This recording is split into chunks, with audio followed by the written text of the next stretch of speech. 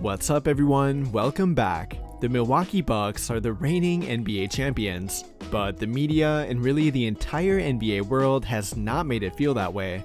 And that would be completely understandable if they fell off and were having a poor year, but in reality, that is simply not the case here.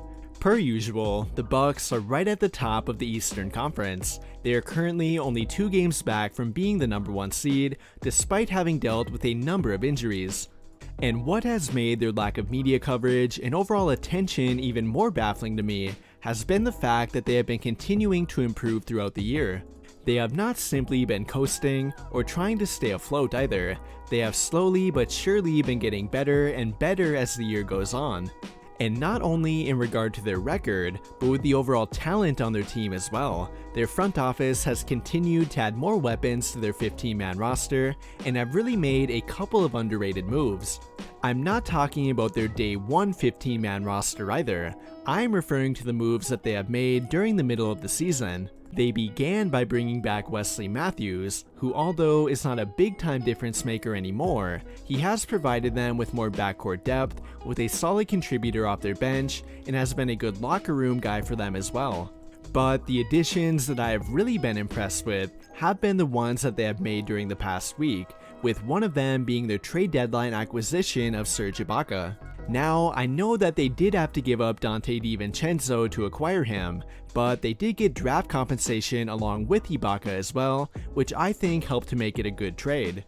By making that trade, they were able to add depth to arguably their biggest position of need, and were able to get a couple of draft picks along the way by doing it.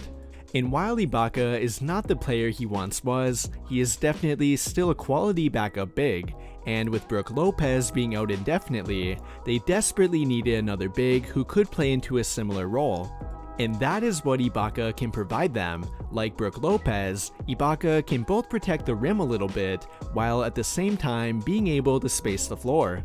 Having a big who can do that has been a key aspect of their team for years now, and while Ibaka may not be able to do it on the same level compared to Brook Lopez, he will help fill that void. Along with Ibaka though, the Bucks made a very underrated addition earlier this week. They were able to add another 3-and-D player to their backcourt by bringing in DeAndre Bembry. A former member of the Brooklyn Nets, Bembry was reluctantly let go by Brooklyn in order to allow for the Ben Simmons trade to go through. But Milwaukee was able to turn their misfortune into an opportunity, because after trading away Donte DiVincenzo and temporarily having to be without Pat Connaughton due to an injury, Bembry was a great addition to fill that void. A very talented and committed defender, Bembry would appear to be a perfect fit for Milwaukee. He can help fill the void of both DiVincenzo and Pat Connaughton, and then be a luxury to have when Pat Connaughton returns.